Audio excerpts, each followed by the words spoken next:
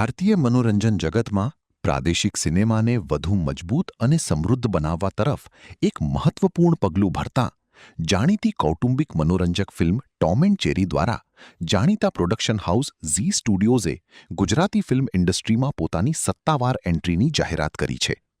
Gujarati film ઇન્ડસ્ટ્રીના દિગ્ગજ અભિનેતા સિદ્ધાર્થ રાંદેરિયા અને ધન્યા દોશી અભિનીત આ બહુપ્રતીક્ષિત ફિલ્મ આગામી 28 ઓગસ્ટ 2026ના રોજ વિશ્વભરના સિનેમાઘરોમાં દર્શકોનું મનોરંજન કરવા માટે સંપૂર્ણ રીતે તૈયાર છે.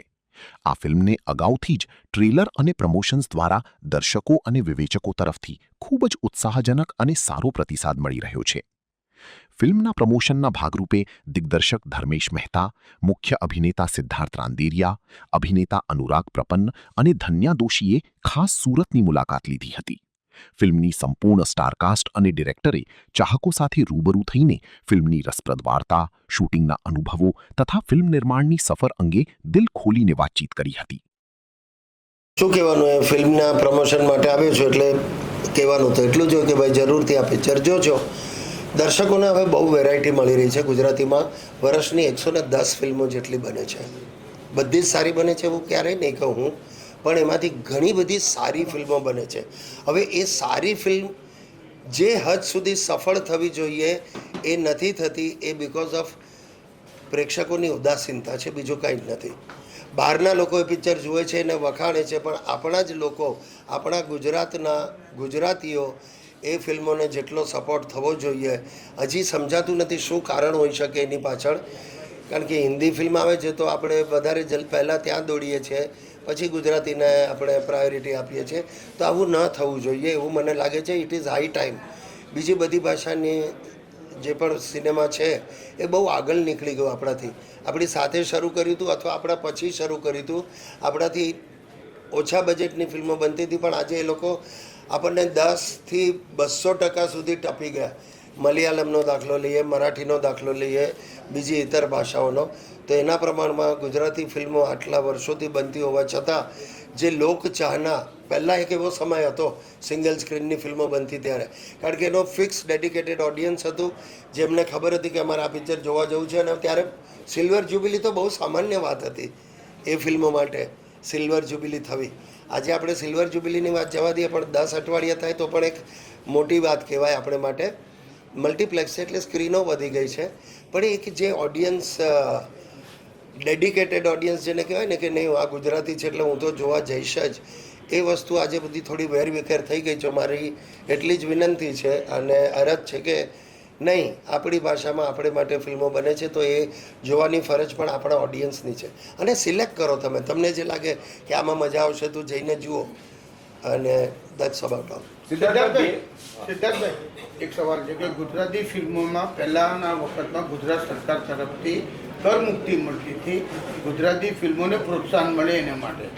અત્યારે કરમુક્તિ લગભગ બંધ થઈ ગઈ, બંધ જ છે. તો કોઈ એવી એકાદ ફિલ્મ હોય ને જેમાં સ્પેશિયલ કમિટી કે સ્પેશિયલ ઓર્ડરથી મળે તો, બાકી નથી.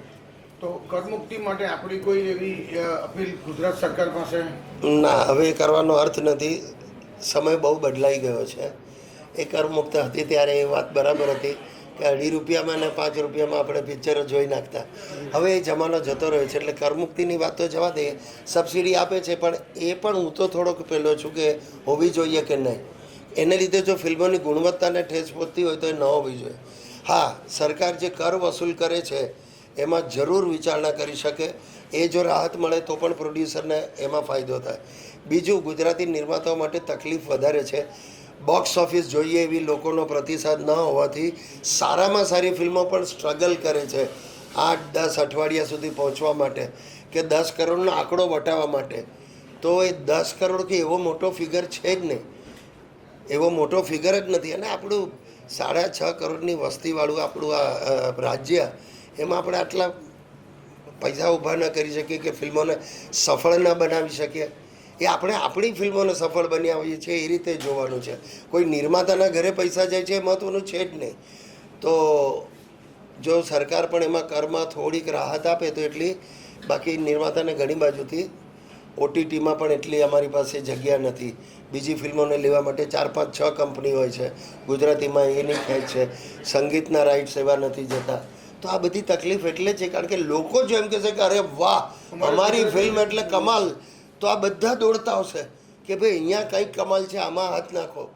એટલે લોકોના હાથમાં છે કે લોકોને તમે અપીલ કરો છો કે વધારે મેક્સિમમ ગુજરાતી લોકો ગુજરાતી એને ફિલ્મો ગૌરવ જોવે. અપાવો ગુજરાતી ફિલ્મોને, અને ગમે એને. હું કેમ કહું છું કે બધીને, હું ક્યાં નામ દઈને એમ કહું છું કે ટોમ એન્ડ જેરીને તમે એમ કહી દો કે આને ઓસ્કારમાં મોકલો, ના. પણ એક આમ ઓવરઓલ વાત કરીએ તો એ થોડો જે ઉદાસીનતા છે, હવે હાઈ ટાઈમ. છેલ્લા 5 વર્ષથી કહેતો આવ્યો છું પણ હવે ઠીક છે. Okay sir. 2 કલાક ને 6 મિનિટનું ફિલ્મ છે, તો આપણે હમણાં જ કીધું ગુજરાતી સમાજ ખૂબ જ ઓછો જોવા આવે છે, તો એવું શું છે કે સમાજ વધારે જોવા માટે આવે? એ મને ખબર હોત તો હું તમને કહેતો જ નહોતા, ફરિયાદ જ ન કરતો જ ને. એવું શું છે એમને જ ખબર એવું શું છે. તેના માટે એટલે જે મસાલો કાઢે મારે ને એવું શું છે આ મસાલો કે તને ચાલતું નથી આના વગર, એનો જવાબ છે રાજકોટમાં કોઈની પાસે કે આમાં એવું શું છે કે નથી ચાલતું તને. અને એવા 5 મસાલા ખાવ ને એ ભાવમાં તમે પિક્ચર જોઈ શકો છો. Okay okay thank you sir.